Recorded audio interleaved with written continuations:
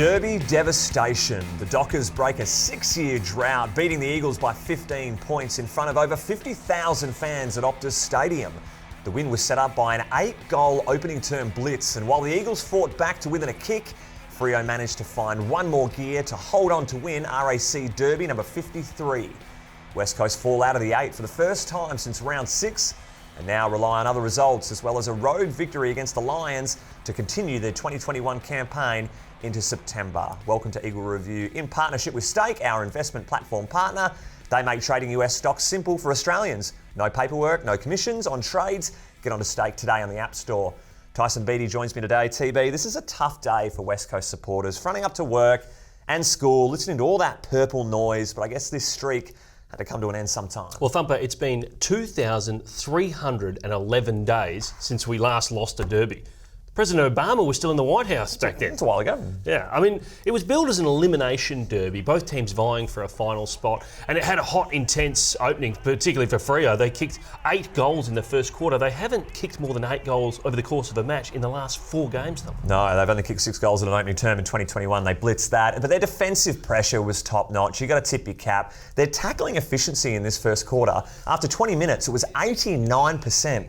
And that was in stark contrast to West Coast at just 38%, and many of those missed tackles resulting in those Freo goals. They're also really efficient in the front half, Thumper. 30 points up with just one more inside 50. 5 scores from stoppages as well, so they were dominant there. They ranked 3rd, moving the ball from the back half to the forward 50, and 5 of their first 9 goals were from this chain.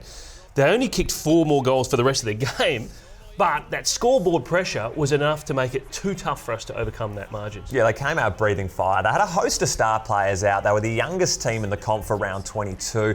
Their kicking efficiency off the charts to begin the game.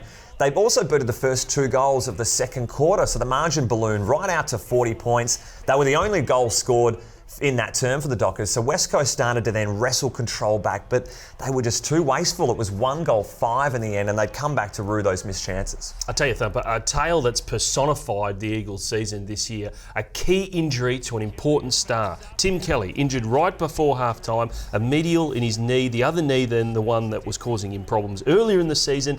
Time frame unknown, but certain scratching from the Lions game this week. Bailey Branfield, who'd tagged him pretty well, he then goes to Shuey. Zach Langdon comes on as the medical sub. It shows how important Freo thought Tim Kelly was to the structure, sending Banfield straight to him. But let's touch on the third quarter, TB. This is when West Coast really got on top. So it was 24 inside 50s to 5. That is utter territory dominance. But they only managed 3 goals too from that output. It was a 20% scoring efficiency from their entries. And West Coast, they're normally the most efficient team in the comp, but they just couldn't wrestle control back in that game. They couldn't convert.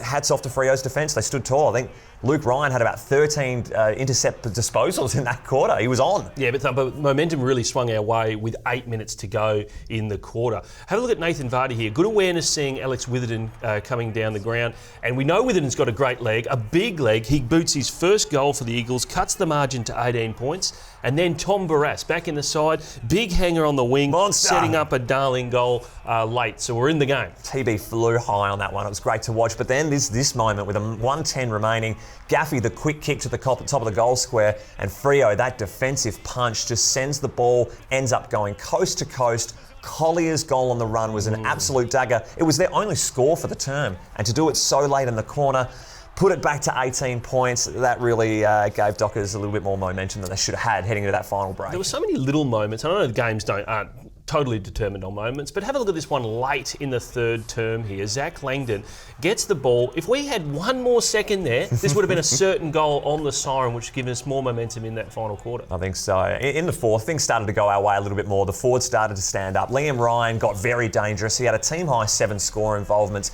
He kicked the first of the final term.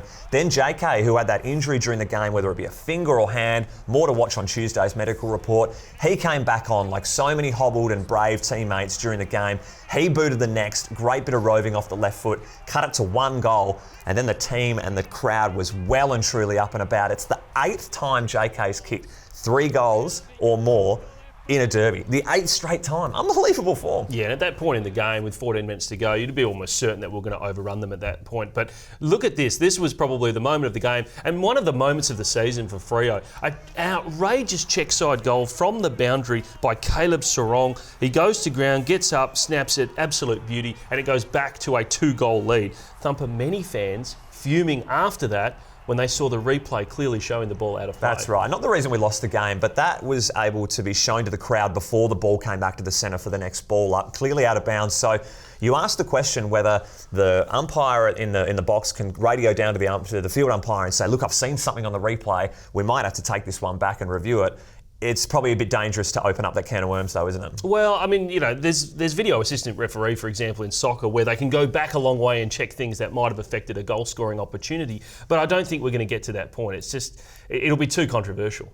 But I mean, the start of the fourth quarter, it worked in Freo's favour for the review. So Jamie Cripps comes out, boots the first goal with inside the first 30 seconds. The crowd's up and about, celebration.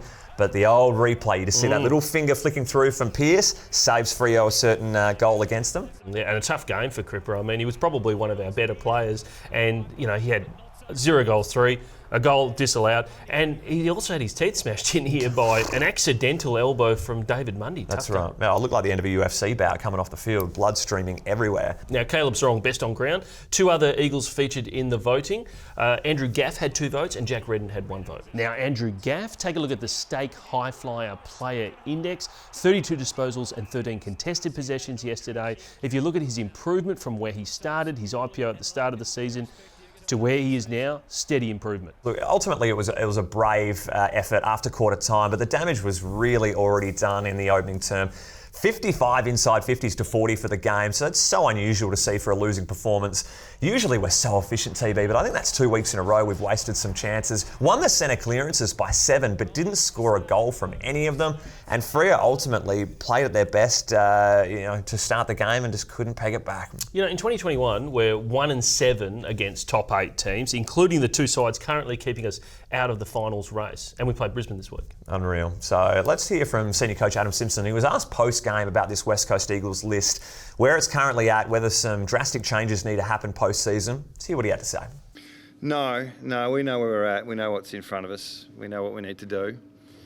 So we're working hard behind the scenes on what the next phase looks for us, and it's not on the basis of the last 5 weeks or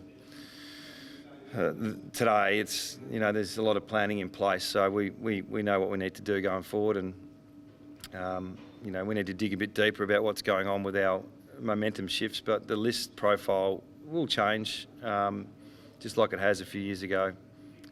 We think we've got some good kids coming through. We've given some games to some young talent, and we need to hit the draft. So that's all. That hasn't changed. Well, certainly a big week ahead, and hopefully things go our way and we do make finals. Thumper, just want to say one other thing about the game.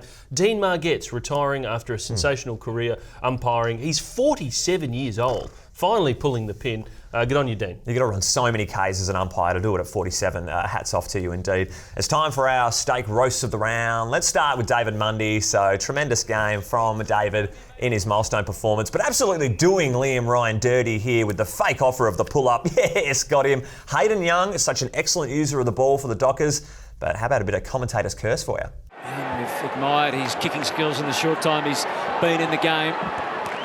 Just his 12th game, having said that. Now, Thumper, the field club in action again. Brad Shepherd going over. And normally this is not a bad thing because it's West Coast fans. This week it's Freo fans. That's not where you want to be. They didn't want to help him up. He'd be eliminated from the Royal Rumble if that happened again.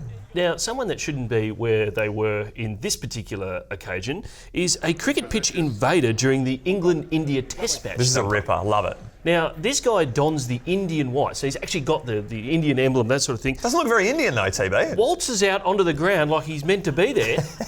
What is going on, security? I don't know, but the Indian team absolutely loved it. So hats off to old mate. The fine will still be substantial despite how clever and funny it was.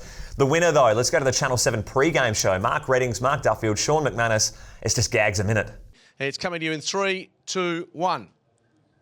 That wasn't that difficult for you. Here we go. You, Shawnee Mac, ready? 3, 2, 1. That was some sharp humour there from the lads there. That's how difficult to see, seriously. That's how I normally mark, though. So I didn't find it very, very difficult, actually, Skeet. Well, that reminds me of a certain someone out at Optus Stadium looking like an absolute buffoon doing his best acting performance. What do you think? Tyson, kick it. Okay, kick it, Tyson. You're kicking towards the goals. Oh. Well, those things are pretty tough.